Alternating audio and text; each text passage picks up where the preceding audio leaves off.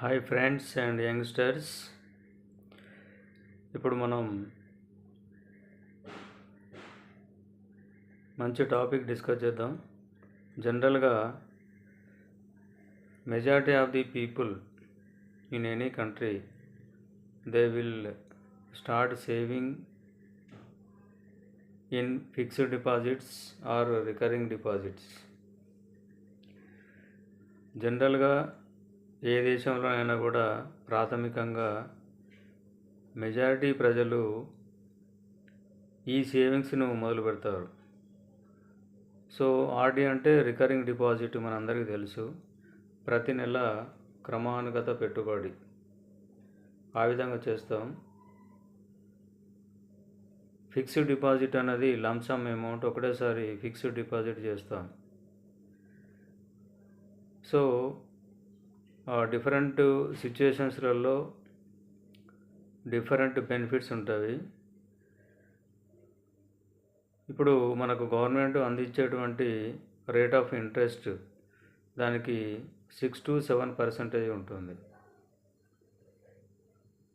For example, ఒక person ఒక 1 lakh fixed deposit చేశాడు బ్యాంకులో లేకుంటే పోస్ట్ ఆఫీస్లో. సపోజ్ 7% రేట్ ఆఫ్ ఇంట్రెస్ట్ ఉందనుకోండి, 7%. సంవత్సరం తర్వాత అతనికి 1,07,000 రూపాయలు వస్తుంది. అదేవిధంగా రికరింగ్ డిపాజిట్ అనేటువంటిది చేసినట్టు అవుతే అది 1 year వరకు 1 lakh అవుతే ఆల్మోస్ట్ ఆల్ అందులో కూడా 7,000 ఇంట్రెస్ట్ వస్తుంది. సో 1 lakh ఫిక్స్డ్ డిపాజిట్ చేసిన 1 lakh ఆర్డీ ద్వారా వచ్చినా కూడా మనకి మనం పెట్టినటువంటి పెట్టుబడి పైన ఒక 7,000 రూపాయలు మనకు ఇంట్రెస్ట్ రూపంలో వచ్చింది.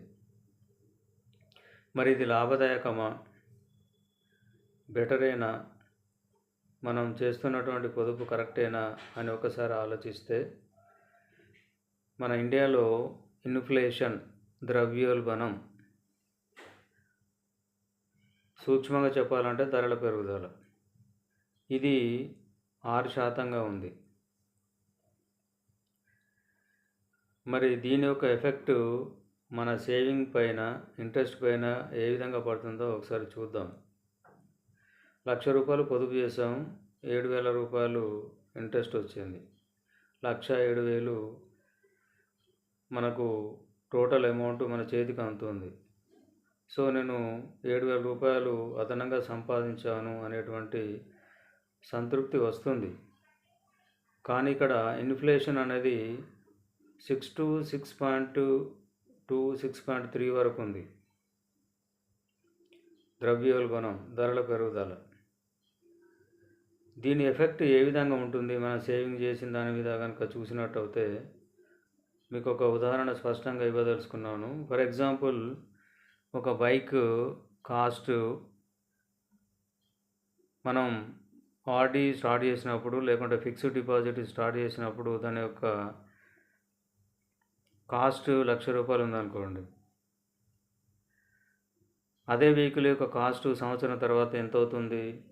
ద్రవ్యోల్బణం 6% ఉంది కాబట్టి 1,06,000 అవుతుంది. అంటే సంవత్సరం క్రితం కొంటే దాని యొక్క కాస్ట్ 1,00,000 రూపాయలు, సంవత్సరం తర్వాత కొంటే దాని యొక్క కాస్ట్ 1,06,000 రూపాయలు. మనం ఫిక్స్డ్ డిపాజిట్ చేసింది 1,00,000, మన చేతికి వచ్చింది 1,07,000. వెహికల్ యొక్క కాస్ట్ సంవత్సరం క్రితం 1,00,000, ఇప్పుడు దాని ప్రస్తుత కాస్ట్ 1,06,000. అంటే మనకు రేట్ ఆఫ్ ఇంట్రెస్ట్ 7,000 వచ్చినప్పటికీ ఈ ధరల పెరుగుదల వలన ఈ 6,000 రూపాయలు మనం కోల్పోతున్నాం. చేతికి మిగిలేది బెనిఫిట్ ఒక 1,000 రూపాయలు మాత్రమే. అందులో మరొకటి ఇన్కమ్ ట్యాక్స్. ఒక సంవత్సరంలో 1,00,000కు పైన కనుక మనం ఇంట్రెస్ట్ మనకు వచ్చినట్టు అయితే దానిపైన ట్యాక్స్ పడుతుంది, అది కూడా కట్ అవుతుంది. దీని సమ్మరీ ఏంటంటే టోటల్గా మనకు వచ్చినటువంటి ఆ 1 year పీరియడ్ వెయిట్ చేసినందుకు మనకు వచ్చినటువంటి ఇంట్రెస్ట్ యొక్క అమౌంట్ అంతా కూడా ఈ ధరల పెరుగుదల రూపంలో హరించుకుపోతుంది. అదనంగా మనం ట్యాక్స్ కట్టాల్సినటువంటి పరిస్థితులు వస్తాయి. అంటే టోటల్గా చూసినట్టయితే సమ్మరీ ఏంటంటే మనం అందులో ఫిక్స్డ్ డిపాజిట్ చేయడం, రికరింగ్ డిపాజిట్ చేయడం వలన మనకు వచ్చినటువంటి బెనిఫిట్ శూన్యమనే చెప్పుకోవాలి, జీరో. అంటే మరి ఫిక్స్డ్ డిపాజిట్ ఆర్డీలు చేయకూడదా అంటే చేయాలి. ఇవి లో రిస్క్, ఎలాంటి రిస్క్ లేనటువంటి సేవింగ్ పొదుపు పథకాలు. ఇవి మనకు చిన్న చిన్న అవసరాల నిమిత్తం చాలా చక్కగా ఉపయోగపడతాయి. కానీ దీర్ఘకాలికంగా కనుక చూసినట్టయితే దీని యొక్క బెనిఫిట్స్ అనేటువంటివి మనకు అంతగా ఉపయోగపడవు. మరి ఎక్కువ రాబడికి రావాలంటే ఏం చేయాలి, ఎక్కువ రేట్ ఆఫ్ ఇంట్రెస్ట్ ఉండాలంటే ఏ విధంగా ముందుకెళ్ళాలి అంటే దానికి సొల్యూషన్ ఏంటంటే ఇన్వెస్ట్మెంట్స్ కనుక చేసినట్టయితే మనకు ఎక్కువ లాభాలు రావడానికి అవకాశం ఉంటుంది. సో ఆ ఇన్వెస్ట్మెంట్స్ ఏంటివి, ఏ విధంగా ఇన్వెస్ట్మెంట్ చేయాలి, అందులో ఉన్నటువంటి ప్రొసీజర్ ఏంటి, రిస్కులు ఏంటి, అవి తర్వాత వీడియోస్లలో మనం చర్చిద్దాం. So fixed deposit, recurring deposit అన్నటువంటివి బేసికల్గా మనం ఫౌండేషన్గా స్టార్టింగ్ పాయింట్లో మనం చేయాల్సిందే. అవి చేస్తూనే మిగతావి మనం చేయాల్సి ఉంటుంది ఇన్వెస్ట్మెంట్స్. ఇవి మనకు స్వల్పకాలిక, మధ్యకాలిక అవసరాలకు చక్కగా ఎఫ్డీలు, ఆర్డీలు ఉపయోగపడతాయి. దీర్ఘకాలికంగా లాంగ్ టర్మ్లో దీని యొక్క ఎఫెక్ట్ అనేది పెద్దగా ఉండదు.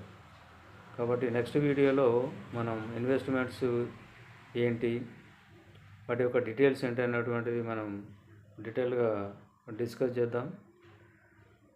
So share it, subscribe it, enjoy it, benefit it. Thank you.